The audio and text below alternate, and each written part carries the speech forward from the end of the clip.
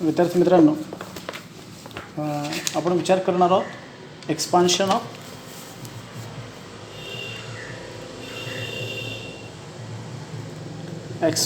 Of a minus B bracket cube. आता ए minus बी bracket क्यूबचा विचार करताना आपल्याला मागच्या पद्धतीनेच विचार करावा लागेल. ए मायनस बी ब्रॅकेट क्यूब म्हणजे काय? ए मायनस बी इंटू ए मायनस बी इंटू ए मायनस बी. ए मायनस बीचा आपल्याला 3 वेळा विचार करावा लागेल. याचाच अर्थ काय झाला? याचाच अर्थ झाला ए मायनस बी इंटू ए मायनस बी ब्रॅकेट स्क्वेअर. आपण हे दोघं एकत्र घेऊन टाकले. याच्या स्क्वेअरला आपल्याला ए मायनस बीने मल्टिप्लाय करायचं आहे, बरोबर. मग आता हे मल्टिप्लिकेशन करताना ए मायनस बी इंटू आपण ए मायनस बी ब्रॅकेट स्क्वेअरचं एक्सपान्शन लिहूया. काय येतं ते? A square minus twice A B plus B square. आता ह्या एने याला मल्टिप्लाय करूया. A into A square minus twice A B plus B square into minus B into A square minus twice A B plus B square. आता आपल्याला विचार करावा लागेल की एने ए स्क्वेअरला मल्टिप्लाय केलं तर काय होईल?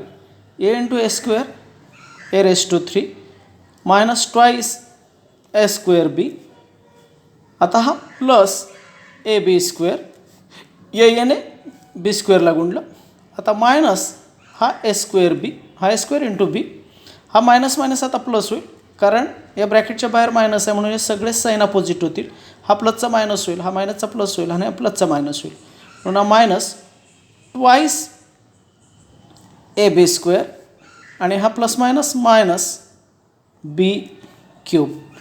आता जी सारखी पद आहे ती आपण जवळ आणूया. म्हणून ए cube minus twice A square बी आणि हा मायनस ए स्क्वेअर बी हे आपण शेजारी आणले.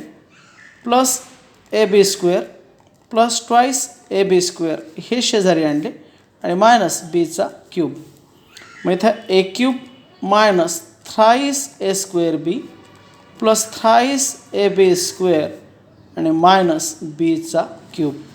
म्हणजे मग आता ए minus B bracket cube is equal to. तर अशा पद्धतीने आपल्याला जो एक्सपान्शन फॉर्म्युला मिळालेला आहे तो काय होईल?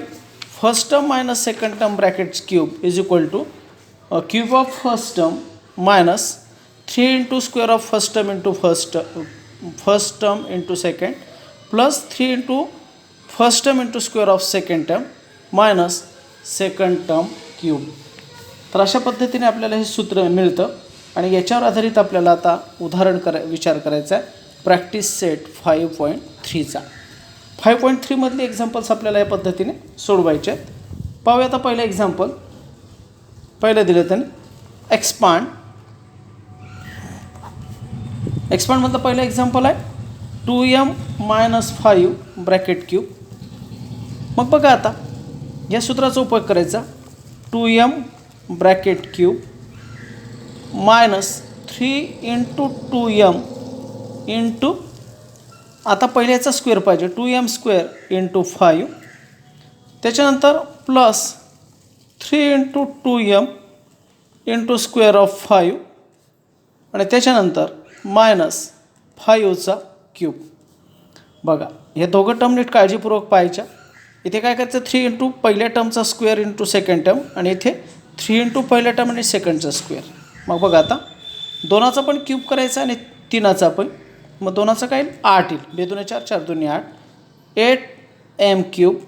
इथे आता बघ मायनस आता काय होईल? इथे एखादी स्टेप वाढली तरी चालेल. मायनस 3 इंटू काय झाला हा आता इंटू दोनाचा स्क्वेअर काय झाला 4am स्क्वेअर, कारण दोघांचे वर्ग होतील ते. दोनाचा वर्ग 4 आणि एमचा m स्क्वेअर इंटू 5. आता आकड्यांमधला गोंधळ होणार नाही. प्लस 3 इंटू 2m इंटू 5चा वर्ग किती झाला 25 मायनस 5चा घन 5 5 25 25 5 25 125. आता या संख्यांचा सगळा गुणाकार करून टाकायचा.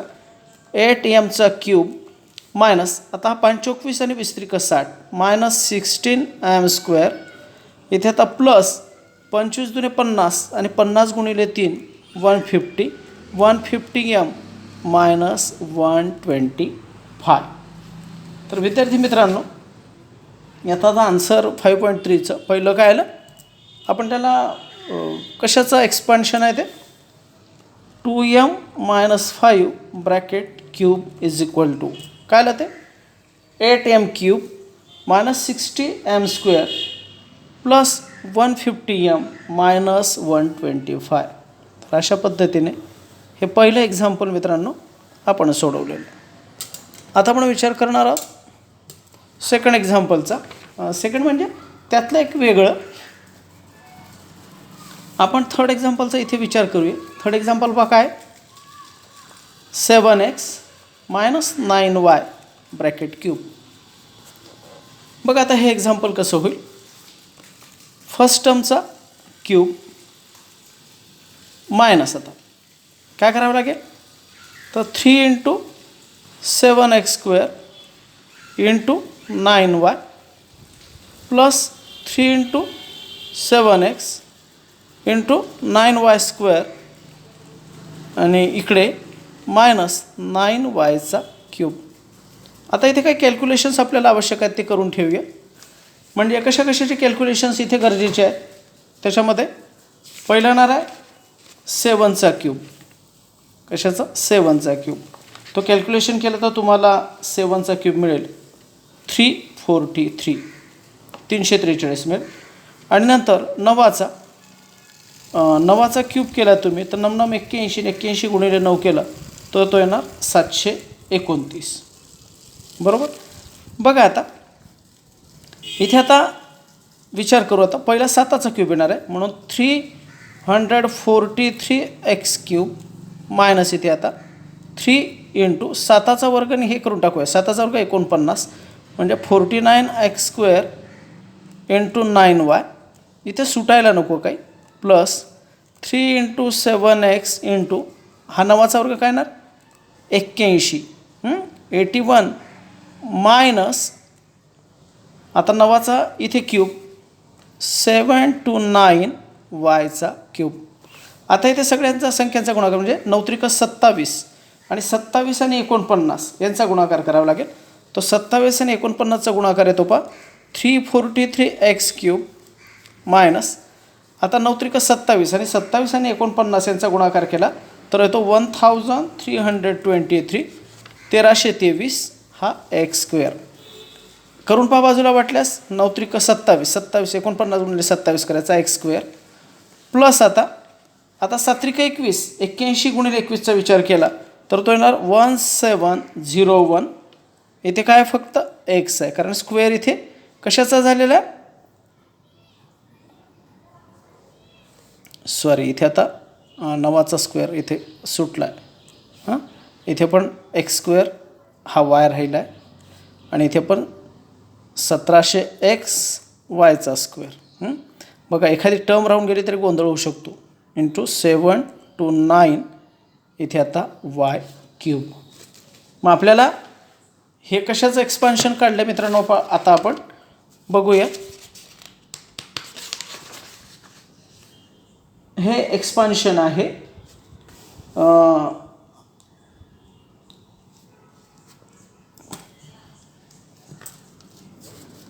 हे त्याचं आन्सर येईल.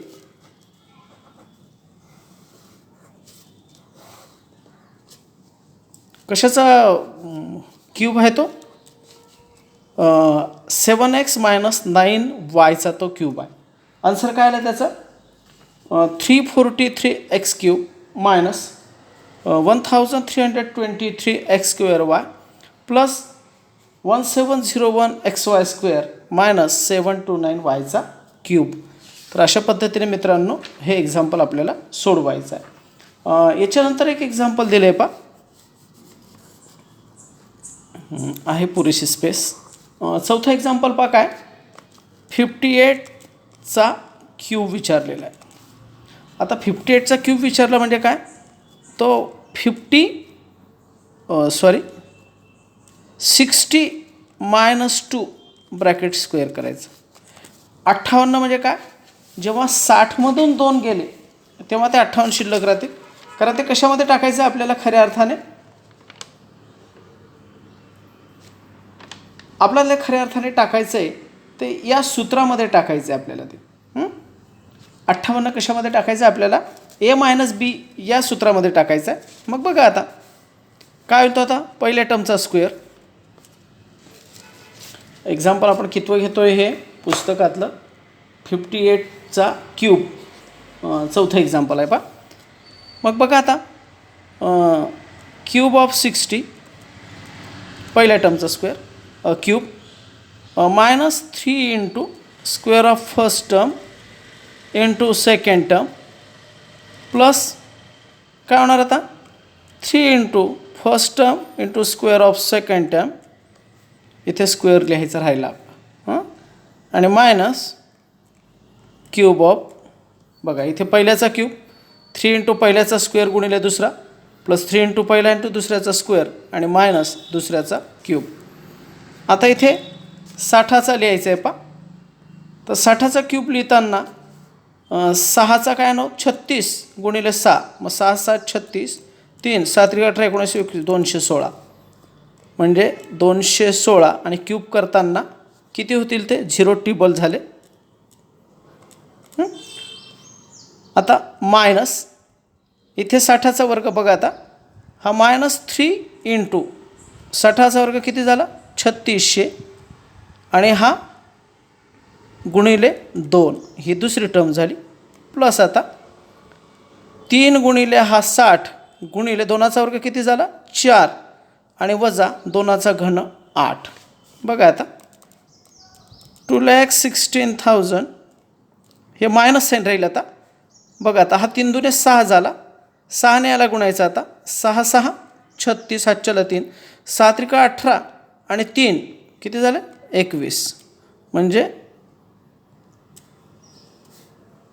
21,600 प्लस आता 4 त्रिक किती झाले 12 आणि 12 किती झाले 72, म्हणजे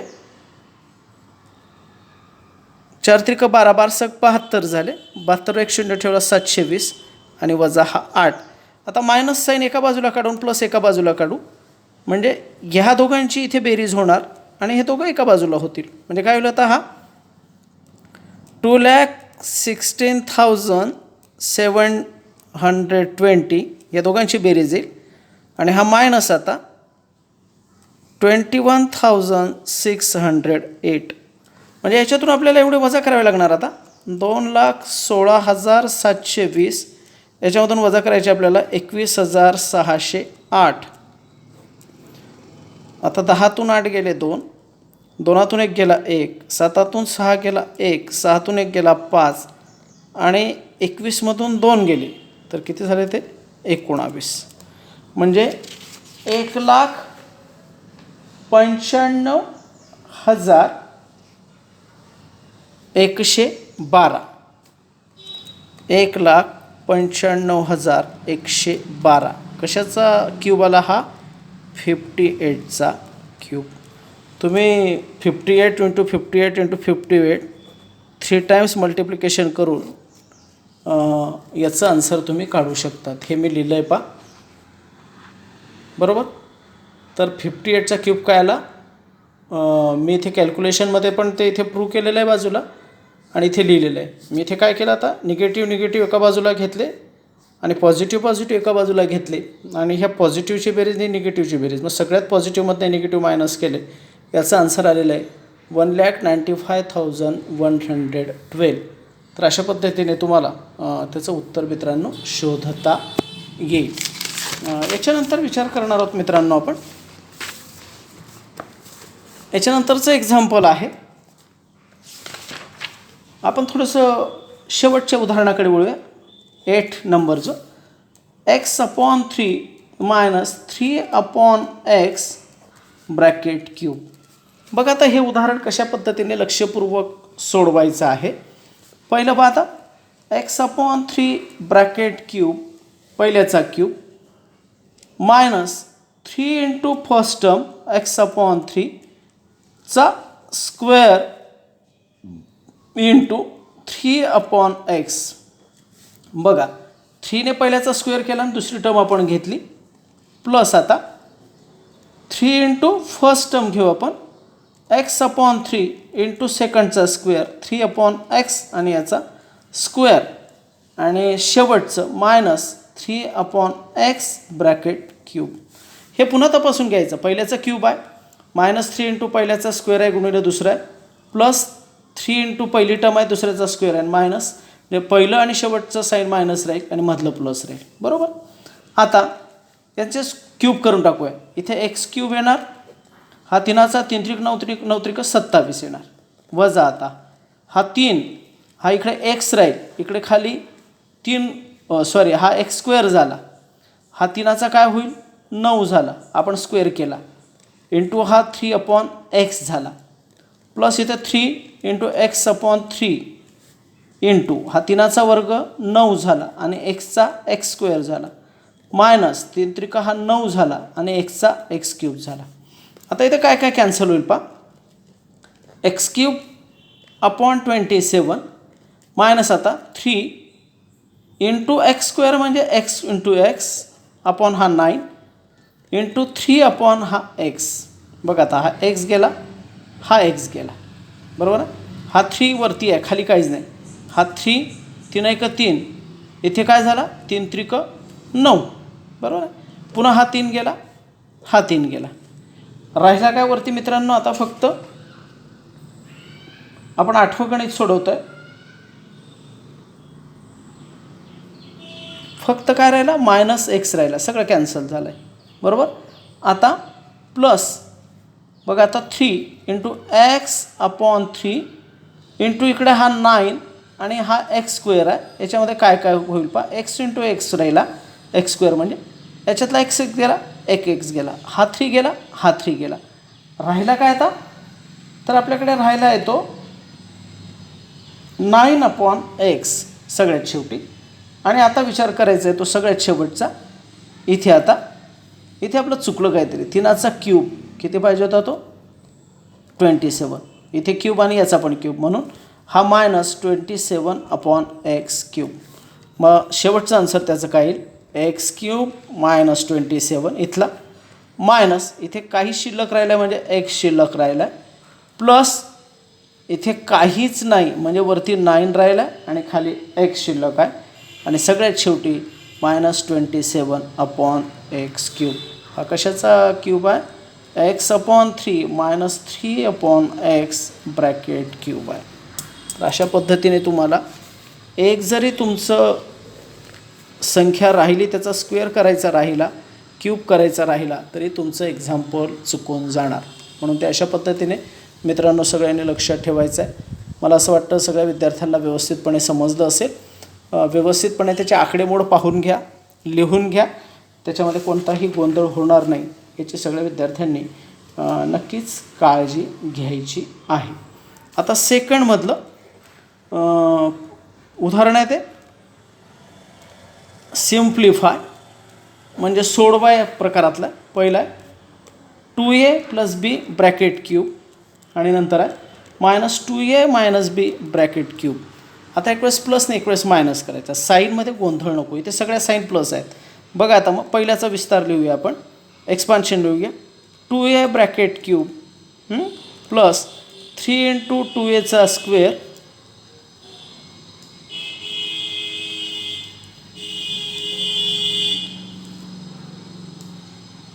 बघा आता 2a हा क्यूब होईल प्लस 3 इंटू 2a स्क्वेअर होईल आणि त्याच्यानंतर इंटू बी होईल. म्हणजे इथे बघा दोघं टर्ममध्ये 2a आणि b आहे 2a स्क्वेअर केला b घेतला प्लस आता 3 इंटू फर्स्ट टर्म इंटू सेकंडचा स्क्वेअर येईल प्लस सेकंडचा क्यूब येईल. हे झालं पहिलं टर्मचं एक्सपान्शन. मायनस सेकंड टर्मचं एक्सपान्शन पहा काय होईल आता इथे 2a + b आणि इथे -b इथे फक्त साईन चेंज होतील पहा. म्हणजे इथे काय होईल 2a cube -3 into 2a square into B, इथे काय होईल आता plus 3 into 2a into B square plus इथे काय येणार शेवटी सॉरी इथे मायनस येईल, कारण इथे मायनस आलं मध्ये प्लस आलं, शेवटचं मायनस बी क्यूब. आता बघा इथे काय होणार 2a cube 2 8 8a cube plus आता इथे बघा 3 इंटू 2 करून टाकूया आपण 4a स्क्वेअर झाला तो इंटू बी झाला plus 3 into 2a plus B square झाला प्लस बीचा क्यूब झाला. हे पहिलं झालं आहे. मायनस आता इथे पण तेच येणार 8a cube minus 3 into 4a square into B plus 3 into 2a into B square minus बीचा क्यूब. दोघांमध्ये पहा थोडंसंच अंतर आहे, फक्त साईनमध्ये. इथे आता काय होईल पहा 8a क्यूब प्लस 4 त्रिका 12 12a स्क्वेअर बी प्लस इथे काय होईल आता 3 दुने 6 6ab स्क्वेअर प्लस बीचा cube minus 8a cube minus 12a square बी प्लस 6ab स्क्वेअर मायनस बीचा क्यूब. आता याच्या बाहेर मायनस साईन आहे म्हणून हे साईन सगळे अपोजिट होतील. म्हणजे काय होईल आता खरं 8a cube plus 12ab a square B plus 6ab square plus बीचा क्यूब. पुढे पहा काय होईल आता मायनस हा 8a क्यूब होईल, हा प्लस 12a स्क्वेअर बी होईल, हा मायनस 6ab स्क्वेअर होईल आणि हा प्लस बीचा क्यूब होईल. बघा इथे काय होईल आता हा plus ab square plus 6ab square आणि हा मायनस 6ab स्क्वेअर कॅन्सल झाले. 8a cube minus 8a cube cancel झाले. हे आता बी क्यूब आहे म्हणून या दोघांची बेरीज होणार. हा 12a स्क्वेअर बी आणि हा 12a स्क्वेअर बी म्हणजे 12 आणि 12 किती झाले 24a स्क्वेअर बी आणि इथे प्लस हा बी क्यूब आणि हा बी क्यूब किती झाले 2bचा क्यूब. म्हणजे ह्या एक्सपान्शनचं आन्सर येणार आहे 24a स्क्वेअर बी प्लस 2b क्यूब. तर अशा पद्धतीने हे कशाचं आपण सिम्प्लिफाय काढलं आहे, सगळ्यात फायनल आलेलं याचं उत्तर हे अशा पद्धतीने असेल. तर तुम्हाला हेही सगळ्या विद्यार्थ्यांना लक्षात आलेलं असेल. नसेल लक्षात आलेलं व्यवस्थित समजून घ्या. याच्यामध्ये मला नाही वाटत काही तुम्हाला अडचण येईल, पण जी साईन असतील ते व्यवस्थितपणे पाहून घ्या. साईनचा गोंधळ थोडाफार झाला तरीसुद्धा गणित समजायला कठीण होऊन जातं. सगळ्या विद्यार्थ्यांना हे समजलं असेल असं मला वाटतं. आपण आता एक्सपान्शनचा शेवटचा पार्ट आपला बाकी आहे a plus b plus c bracket square. उद्याच्या तासाला हे शेवटचं चौथं एक्सपान्शन आपण पाहू. सगळ्या विद्यार्थ्यांनी शांतपणे ऐकून घेतलं आणि व्यवस्थितपणे समजून घेतलं. Thank you very much.